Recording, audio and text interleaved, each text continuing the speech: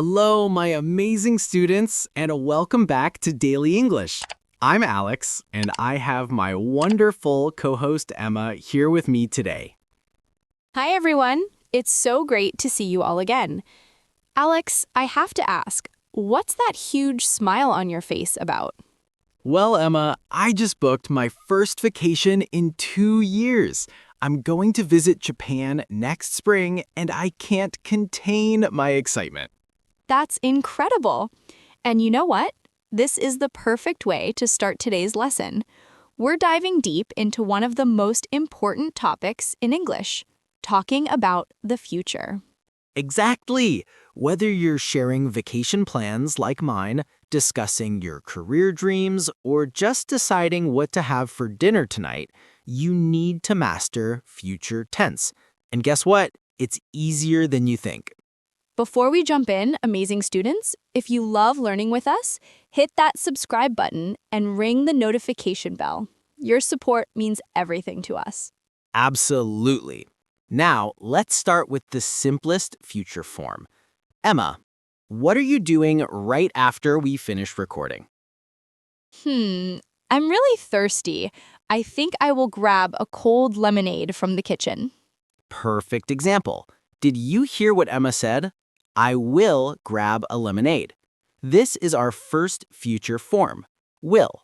We use will when we make quick decisions or predictions right in the moment. That's right. I wasn't planning to drink lemonade before Alex asked. I decided right now, so I use will. It's super simple. Just add will before any verb.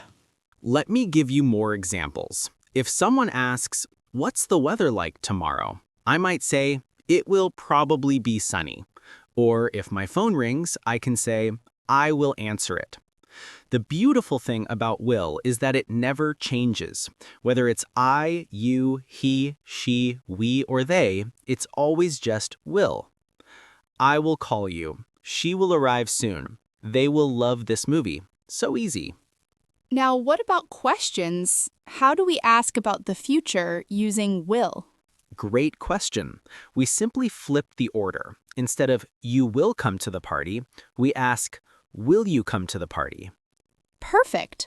And for answers, we can say, yes, I will, or no, I won't. Wait, what's won't? Won't is the contraction for will not. So instead of saying, I will not eat pizza tonight, I can say, I won't eat pizza tonight. Much shorter and more natural. I love how efficient English can be. Now, let's move to something different. Emma, do you have any plans for this weekend? Yes, I do. On Saturday morning, I am going to visit the local farmer's market. Then in the evening, I am going to cook dinner for my family. There it is, students. I am going to visit and I am going to cook. This is our second future form, going to. We use this when we have real plans that we thought about before. Exactly. Visiting the farmer's market isn't a quick decision I just made. I've been planning it all week. That's why I use going to. This is different from will because we need the verb to be first. I am going to. You are going to. He is going to.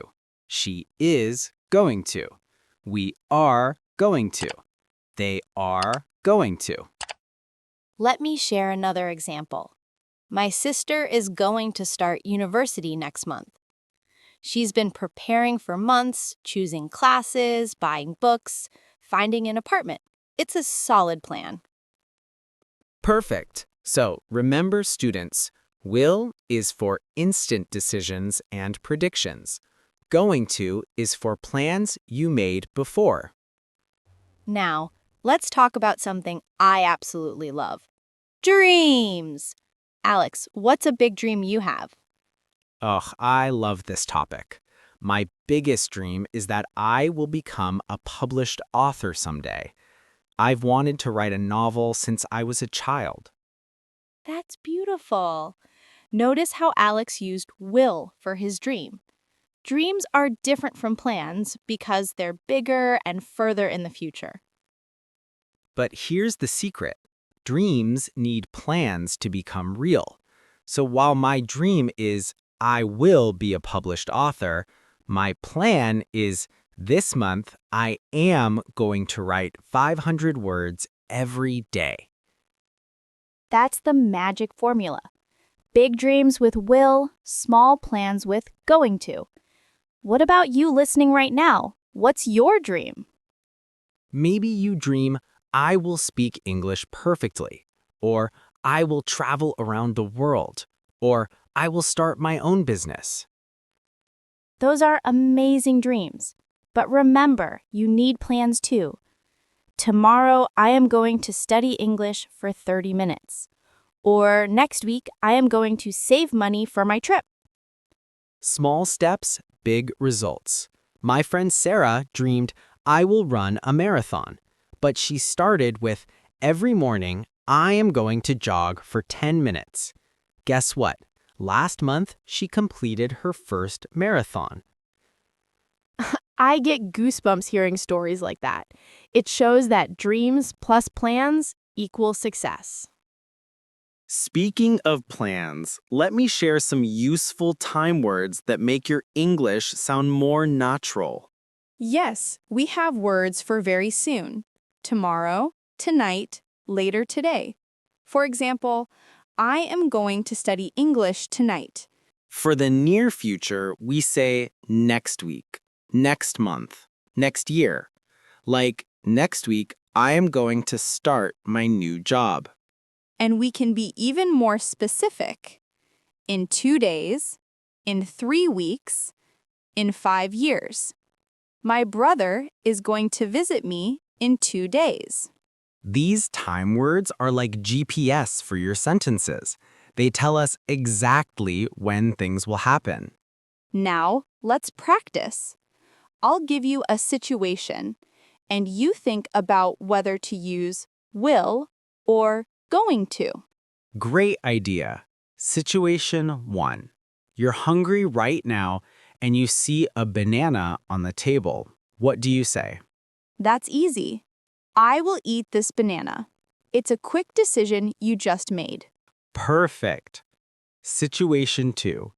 You bought concert tickets last month for a show happening tomorrow. What do you say? I am going to see a concert tomorrow. It's a plan you made before. You're getting it. Here's a tricky one. You believe it's going to be a beautiful day tomorrow based on the weather forecast. What do you say? It will be a beautiful day tomorrow. Even though you're predicting the future, you use will because it's not really your plan, it's just what you think will happen. Excellent explanation. Students, are you starting to feel the difference? The more you practice, the more natural it becomes. Let me share something personal. 2 years ago, my dream was I will help people learn English, but I had no plan. I just hoped it would happen somehow. What changed? I made real plans. I said, I am going to study teaching methods. I am going to practice speaking in front of a camera. I am going to create helpful lessons. And here we are today. That's so inspiring. Your dreams gave you direction, but your plans made it real. Students, what plan are you going to make today for your English dream? Maybe tonight I am going to watch one English video. Or this week, I am going to learn 5 new words every day. Small plans, remember. Don't say, tomorrow I am going to become fluent. That's too big. Say, tomorrow I am going to practice speaking for 15 minutes. Progress, not perfection. Every small plan you complete brings you closer to your big dream. Now, students, let me give you some more advanced examples to help you master these concepts. When we talk about spontaneous offers, we always use will. For instance, if your friend drops their books, you might say, I will help you pick them up. It's not planned, it's immediate. That's such a good point. And here's another tip. When we make promises, we also use will. Like, I will call you tomorrow when you're making a commitment to someone. It shows certainty and reliability. Exactly. Now, for going to, we often use it when we can see evidence that something will happen. If you see dark clouds in the sky, you might say, it's going to rain soon. You have evidence, the clouds.